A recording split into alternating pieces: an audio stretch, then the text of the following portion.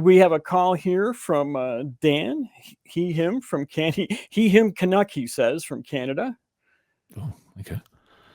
He has the same monarch as I do. Yeah, and he says, "Have you seen the TED Talk Atheism 2.0? I have not. But can religion have a purpose in the theology of an atheist?" Which I find a weird question. But hi, Dan. How are you? Hey, Kelley. I'm doing pretty good. Hello, Damien. Thank you guys for taking my call. Thanks for calling. And, Thanks for calling. Of course, my language is a little weird. It's years and years of church language shaping it. No, that's good. I was just like, when you say a purpose in the theology of an atheist, because an atheist doesn't have any theology, right? I wouldn't necessarily argue that. I mean, not having a belief in a deity doesn't necessarily mean you don't have a theology that shapes moral decisions for you. But that's the point. We don't have a theology. There is no theology to base. We can have a view of morals, but not necessarily related to what a deity has or hasn't said. Right, but perhaps I'm just coming at it with a misunderstanding of the terminology, and that's fine. That's fine. We don't need to dwell on that, on the terminology. But I guess your question is that if you are an atheist, is there something that religion can still do for you? Would that be a good way to phrase it? Yeah, it's more like the TED Talk was a really interesting view from an atheist talking about the church and religions as organizations that can still have positive purposes in your life. And some of it was organization around time, calendars, the importance of that. And some of it was also, while the story may not be literally real, the importance of what's being said in certain times of stories around certain times a year is important for reminding you of things that you do care about in your worldview and moral decision making. Yep.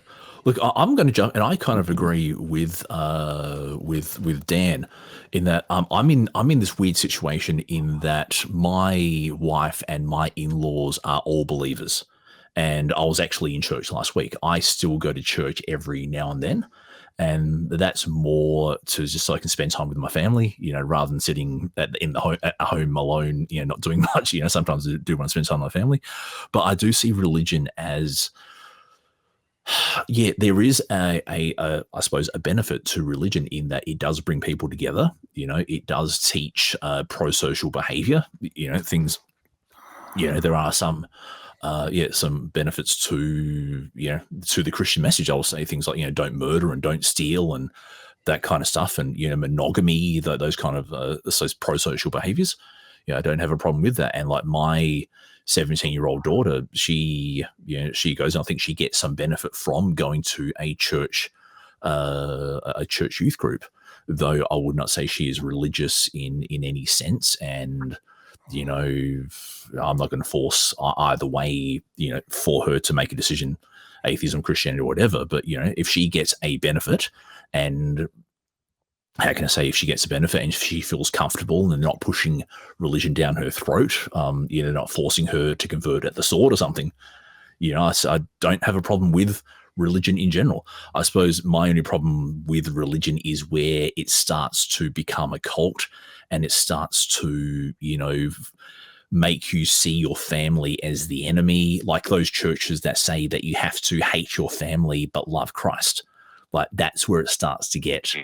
And like when people use theology as an excuse to cover up bad behavior, for example, that's when religion starts to get toxic in my point of view. So yeah, so I think just from your characterization of this TED Talk, I will probably find a lot I would agree with in that TED Talk. I can agree that with Damien that some of the things you mentioned are actually positives, but I can also say that all of those things can be gotten from a secular organization as well. Correct. And one of the problems that we have, though, is there aren't enough secular organizations to provide those services. And I think one of the things that we should really think about as atheists, if we really want to take care of other atheists and be there for other people and try to build that support group up, it's something that we should think about doing in the future, that we can build some kind of network of groups like the ACA, which is doing a great job of building a community. But building a community, I think, is probably our biggest challenge moving into the future. Yep. Religion doesn't have the mortgage on morality. I'll say that. I'll say that much. Yeah, I can agree with that. I just find myself in this weird part of life where religion has had a lot of my time, and I've stepped away from it, and I'm just now really trying to figure out what does have any value and what doesn't. So I find myself questioning people like yourselves for opinions that I haven't heard before. Well, Dan, I do appreciate your willingness to open and to be open and explore and to ask these kind of hard questions. But they are hard, I suppose questions. Yeah, and to say, I suppose the thing I would say is that atheism isn't really meant to give you guidance. What I found as an atheist is that it's like a choose your own adventure book. And look, I'll be upfront and say that I left organized religion probably about a good 5-10 years ago, and I still struggle with the lack of purpose that I used to revolve my life around the church. I was in 3 different ministries in my church, and then when I stopped going, it's like pulling the rug out, and sometimes I still do struggle with that lack of rug, if you get. So what I look to is, my daughter is going to be an adult next year, and my other child is, only a couple of years away. So I find my purpose right now is giving them the best foundation to be, healthy, prosperous, balanced adults.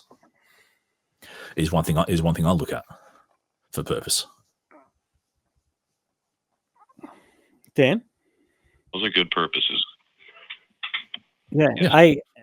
I haven't been religious for 40 years, and I don't remember ever lacking a purpose. I struggled with PTSD for the first 20 years of my adult life, and I had a hard time keeping focus to a purpose, but I never had a problem finding a purpose. So I think it's hard for people when they're leaving religion, because religion does seem so much a part of your life, and it does seem like and you're even taught this, that the reason I'm alive is to worship God, to be good with God. Jesus is my guide. And with all of a sudden, when you yank that rug out from under you, you don't think you have any purpose left, but you realize life hasn't changed. Life is still the same. Everything that was there beforehand is still there. And even if it's just your hobby that you enjoy doing, you can still have a purpose. So Indeed. I would say just on that, Kelley, that I think there's like there's like a duality in that your life's purpose is to placate a deity, but then also like on a day-to-day level, or so I suppose on a weekly level, you are also expected to give time to the church, give time and money to the church. You give your tithes, but then also, if you volunteer in a ministry like the music ministry, or if you're an usher or something, that time that you give is seen as credit in the eyes of God. Mm-hmm. And so that in my particular fundamentalist theology, that you were, I suppose, how can I put it? Like, you were doing a good thing by giving your time to the church, i.e. God, as well. So that became like a weekly purpose, as well, as rather than just like a purpose of life. Like you had that weekly purpose to keep the church going as well. I, for myself, found a lot of social settings ended up revolving around the church and people from it, and replacing that has been difficult. And like Kelley was saying, social clubs are few and far between these days. Yep. Yeah, I don't know what the area is like. The demographics of your area. I know there are some parts of Canada that are very populated and some that aren't. But if you have interests, like when I first moved to the area where I live at, I did not know anybody. I was not a member of any church. I didn't have a place like that to reach out to. But I was interested. Obviously, I'm interested in rocks and minerals, and there was a local rock group that just club that people got together to discuss rocks and learn how to polish them and make jewelry and stuff. So I started going to that, and that became sort of like in a way, it's my support group. I made a bunch of new friends that way, and friends I still have 20 years later. So, I mean, there's always other places to reach out to besides a church. I'd say, sorry to interrupt, Kelley. No, go ahead. I was saying, like I mentioned before, hobbies and you can get involved with politics. That's always a good thing because you can help change. Or even sporting clubs. If you sporting clubs as well. Sorry, Dan. It's getting involved in politics makes me laugh. I'd sooner not have a social circle than do that. But that's fine. That's fine. But everybody has their own cup of tea, right? Yeah, but you can join a sporting club. Like sporting clubs are very, very secular. There is almost no religion involved in a sporting. Like the ball doesn't care what deities you do or don't believe in. I think Dan would be working with a puck, not a ball. That was a Canadian joke. A bit of a I figured if you had Canuck as part of your pronouns, you wouldn't mind if I made a joke. So. Not in the slightest. I just wanted to ask you guys one quick question, though, before I go. Slightly different take. Ancient alien theory. Ancient peoples had encounters with advanced civilizations and saw them as gods. Any chance of that? Sure, there's a chance of it. I don't think it happened, though. I think we don't give enough credit to people that lived 3,000 years ago for being intelligent and being able to figure things out. Yep. I think there's a general idea that people were dumber back then because they didn't have as much science, which is true. They didn't have as large of a knowledge base to draw wisdom off of, but they were just as smart as we are. So. Yeah, look, I actually had, as a child, I had Eric von Daniken's Chariots of the Gods. And I grew up thinking, hey, this is possible. What's going on here? Then especially as I became a rational atheist, I read like debunk after debunk after debunk, of the book. And yeah, look, it is possible, though, to a statistically insignificant possibility is the way I look at it. Like everything we know about anthropology and ancient culture would have to change for ancient aliens to be true. So, no chance Jesus was a reptid shapeshifter? Nah, probably not. Probably not. Well, look, it is possible, but everything we know would have to change. Yeah. Good question, though. I like it. That's an interesting one.